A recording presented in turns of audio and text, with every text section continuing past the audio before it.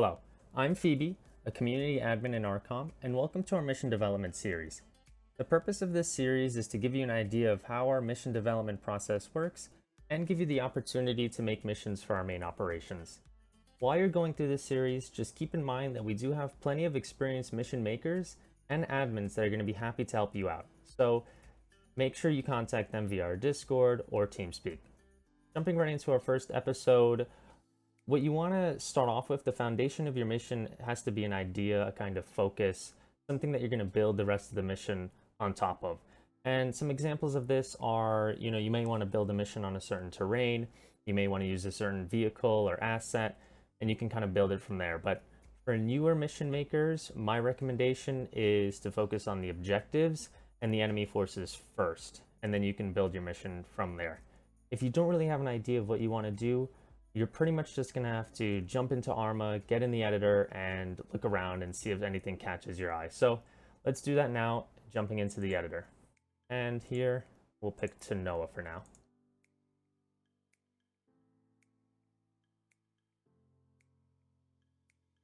Alright, so now that we're in Tanoa, we're just going to kind of want to take a look around, see if anything catches our eye, see if anything looks kind of interesting for us to build our mission on. And you may already have an idea of what you want, whether maybe it's an urban area or a jungle area, maybe something more out in the open. A couple things you do want to keep in mind while you're thinking of your mission is our player count. You want to make sure that it's a mission that's possible with our general player count that we bring to our main operations. You want something that's kind of balanced, and we're looking for challenging gameplay, but of course we don't want it to be impossible or too easy. So keep that in mind.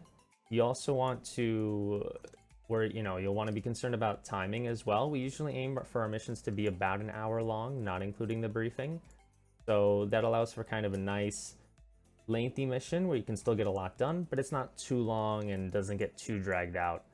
It also allows for some time for delays, in-game delays, whether it's maybe a team gets pinned down in the town or for whatever other tactical delay that may happen.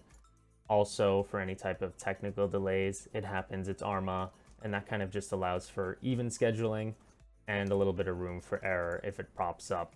But there's a particular town that I think I want to build a mission on here, and it's a pretty cool town. So let's say, okay, I want to use this town, so I want to make some sort of objective. What am I going to do in this town? So you may say, okay, well, what if we just do a town clear? That sounds like a good starting point, a good basic mission to do. Unfortunately, from our experience, it's not really the best starting point. So you want to make sure that your objectives are clear and concise. And the problem with something like a town clearing mission or like a big area mission is it's not clear and concise. So the first problem, let's say, is you're looking at this town. Well, where exactly is the town? Where does the town begin and end? So if I'm clearing this town, well, is this part of the town? Is this little house part of the town? Is this little area part of the town? Is this oil refinery part of the town? So it's already not super clear. And then on top of that, it can get very tedious going through the town. So it's like, okay, well, to clear the town, they're going to have to go and clear pretty much every single building and every single block. And it can just get very tedious for the players. And it's not a very concise ending. So how are they going to know when it's over? Are they sure that every single enemy has been eradicated from the town? It's hard to tell. It's just not as satisfying of a victory in a lot of ways. And it can get very confusing at times. So you want to make sure that your objectives are clear and concise, but then you say, okay, well, but I want to use this town. I like this town. So a good trick is to build multiple objectives within the town. So you kind of get the full effect of the town, but you're not necessarily just saying, okay, clear the whole town. So we'll kind of jump into it. And the way I like to start my missions is to just kind of build a framework. So I'm not placing down any AI, not placing down any objects. I just head over here. This is the area I want to do, play in, and head on over to the map and just start placing some markers down. So, I want to use this town. So let's build some objectives here, just some ideas. And so we'll go here and let's say, okay, I like this church area. That's kind of a central part of the town. So I can just put an objective here. And you may just say, okay, well, I could just call this objective 1 or something like that. But for now, I'll call it, let's say, destroy HQ. And this is really rough. This can always change. You can move stuff around. Nothing's official here. You're just kind of building this framework. So We'll go explore other parts of the town. We want to make sure that they're kind of spread out. We want them to move through the whole town. All right, this building looks kind of interesting. Centerable as well, so that's good. And we'll head over here, plop down another objective. Let's say we'll call it Kill Officer.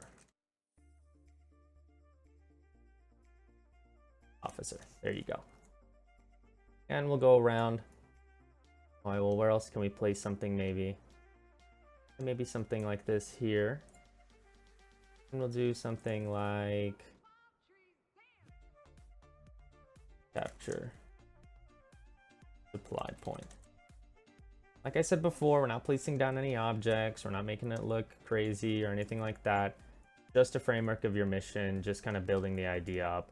And, you know, you could just call this Objective 3, no problem. Call it something else, change it later. But now we kind of have a framework of, okay, well, what's going to happen for the enemy side? But now we want to think about what the players are going to do. So where are they going to start and how are they going to get there? So, you know, what do we want to do here? Maybe we want to go to the airport and we can say, okay, well, they can start at the airport and they can fly over via some transport birds. That could be a good idea. But I'm also going over here and let's say, this bridge is kind of cool. Maybe I kind of want them to ride across this bridge, do more of like a convoy ground assault. Maybe I can have some sort of later on, I can add a checkpoint with some enemies and make the bridge crossing a little bit difficult for them, give them a challenge there. So I think that's what I'll go with. I'll go with the bridge crossing. And so looking at this island, really when you're looking for a player spawn point or staging area, you just kind of want to make sure that there's enough space for them. So, you know, I wouldn't really put them and squish them inside a town. It doesn't have to be anything special really. So this field is going to work fine for me. Later on, you can add something like an FOB or, you know, different objects to make it look a little bit more like a staging point. But the really important thing is that they just have space to congregate, do their briefings, and space for all their vehicles and stuff. So now I'll just call this something like FOB Lion. And now I kind of have an idea, okay, well, this is my kind of enemy situation. These are the objectives we might complete around this town. And they're going to start over here, maybe cross this bridge. That's kind of their main option here. And you will want to keep stuff like that in mind. So, you know, what direction do you want them kind of coming towards the town? You know, maybe you say, okay, well, I think it would be cool if they attack from the south. So maybe I'll place their FOB in the south. And it's more like encourage them to attack from the south. Of course, the players are free to do a lot. So, you know, there's only so much you can control. And that's one of the things as well. You don't want to try to guess what the players are going to do, because 9 times out of 10, you're going to get kind of blindsided and surprised. So you want to kind of give them a blank template to work with. But I've placed them here, you know, not too far, no reason for them to do any unnecessary travel. They'll cross this bridge and they'll work their way from there. All right, so it looks like we have most of our framework together. And now we can more or less save our mission. So we'll go over here and let me just do it a little bit clearer. So we'll go to scenario, save as, and you want to follow our naming scheme so it just keeps it a little bit more organized for us. So the way that that goes is you go arc _, and this is a co-op. If it were a PvP or something else, you would type that here. And then the name of your mission, so I'll just call it, you know, town assault. I'm not feeling very creative today. And _ and the author, so whatever your name is. If you have kind of a long name, you can shorten it down or give you know, an acronym or something for it. So my name's not too long, so I'll just go Feebee here and save. So we're all set. We have our framework, an idea of where, you know, our enemies are going to be, what our objectives are, and our player starting point. And in next episode, we're going to be going over starting to place down some objects, some enemy AI, and the player units.